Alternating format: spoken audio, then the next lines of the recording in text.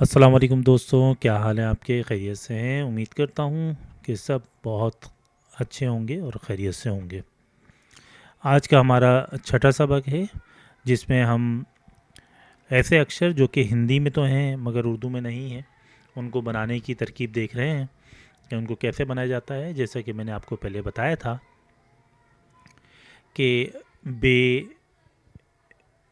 फे, पे, बे, पे, ते, टे, जीम, चे, इसी तरीके से डाल, ड़े वगैरह वगैरह अल्फाज जो है वो हम मिला के बना रहे थे। अब हम देख लेते हैं कि अगर ऐसे अक्षर जो कि उर्दू में मौजूद नहीं है और हिंदी में वो अलग अक्षर होते हैं, उनको हम किस तरह से लिख पाते हैं। तो इसका आसान सा तरीका है, जैसे कि ख है। ख आपको मालूम है कि हिंदी में हम इस तरह से लिखते हैं, ये ख होता है। इसी के से घ है, ग, घ, घ की जो शक्ल है वो हिंदी में कुछ इस तरह से है। ध है, तो धा को हम हिंदी में ऐसे लिखते हैं। ठ, ढ, ढ है, ढ को हम हिंदी में यूं लिखते हैं। और ढ़ है, ढ़ को हम हिंदी में भी ऐसे ही लिखते हैं मगर इसके नीचे एक बिंदी लगा देते हैं। तो ये तो हिंदी के अक्षर हो गए। अब उर्दू में बनाने की तरकीब देखते हैं। उर्दू में हम आधा काफ इस्तेमाल करते हैं और आधा काफ के साथ दो चश्मी हे लगा लेते हैं। ठीक है, तो फॉर एग्जांपल जैसे कि यहाँ पे लिखा हुआ है खीर, हमें खीर लिखना है।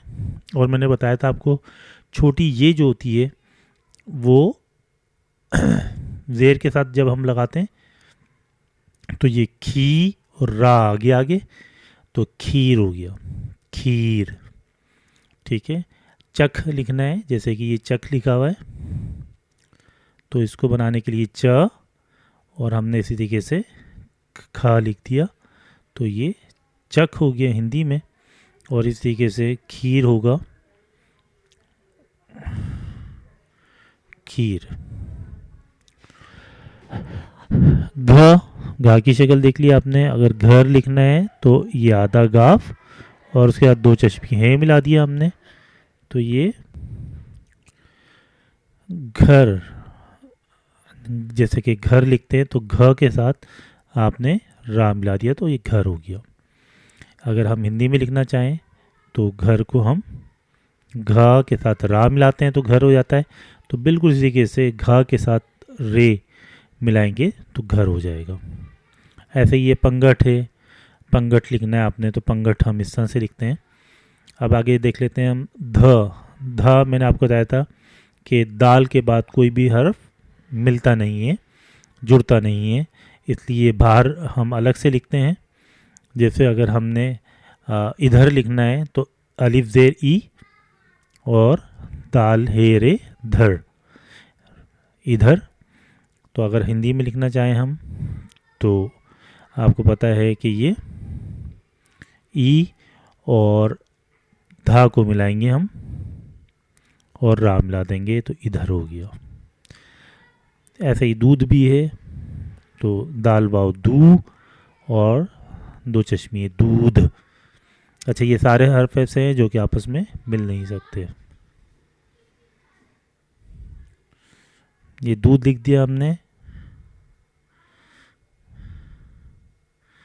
दाल यानी कि द के साथ ऊ की मात्रा लगाई, बल्कि हम इसको ऊ की हम थोड़ा सा खींच के पढ़ते हैं, इसलिए ऊ की मात्रा हम इस तरह से लगाएंगे कि ये द के साथ ऊ की मात्रा और फिर धा, दूध। ढोल, ढ, डाल के साथ दो चश्मी है, ढ बनता है। अगर ढोल लिखना है तो हम इसको इस तरह से लिखेंगे, ढोल। ऐसे ही आप ठा को देख लें। ठा के लिए मैंने आपको बताया था कि ढाल, अच्छा, अब जो है ये गलत लिखा हुआ है ठाल, ये ढाल है बेसिकली, ये हिंद गलत लिखा हुआ है, इसको मैं सही कर देता हूँ। ये ठाल नहीं है, ये है ढाल। ढाल होती किसी भी चीज़ की ढाल, तो इसको हम ऐसे लिखेंगे, ढ के साथ अलिफ लगाएंगे और प्लस अलिफ लाम लगा देंगे तो ढाल बन जाएगा। इसकी मैंने करेक्शन कर दी है यहाँ पे। तो ढाल लिखने के लिए आप इसको ढ और ला लगा देंगे तो ढाल हो गया। ढ़े, ढ़े जैसे हम सीढ़ी लिखते हैं, तो सीढ़ी के अंदर हमारे पास ढ़े, ढ़े का साउंड आता है। तो हिंदी में सीढ़ी लिखने के लिए हम क्या करेंगे, स के साथ हमने ई की मात्रा जोड़ी, सी, और इसी तरीके से ड़ी, ड़ा लिखा और उसके साथ भी हमने ई की मात्रा लगा दी, तो ये सीढ़ी हो गया।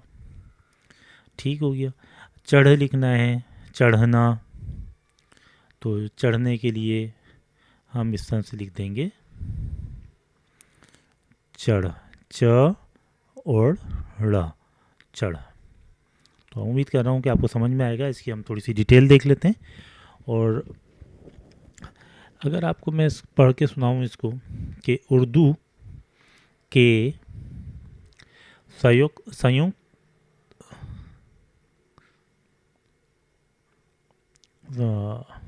11 अक्षर है जो कि मौजूद नहीं है। उर्दू में भारी आवाज़, उर्दू में भारी आवाज़ वाले अक्षर अलग से नहीं हैं। अभी हमने पढ़ लिया अलग से नहीं है। सीखे हुए अक्षर में ऐसी दो चश्मी, दो चश्मी, चश्म कहते हैं आँख को, ये याद रखिएगा। तो हिंदी में हम लिखेंगे दो आँखों, दो आँखें, ठीक है। छोटी है कि दूसरी अरबी शक्ल है, ठीक है ना, शक्ल है, दो शक्ल, दो चश्मी है, दो चश्मी है कहते हैं इसको हम। और लिखने का मैंने आपको तरीका बता दिया, दो चश्मी है। लगाने से ये अक्षर बन जाते हैं, बन जाते जाते बन, ये से ये अक्षर बन जाते हैं।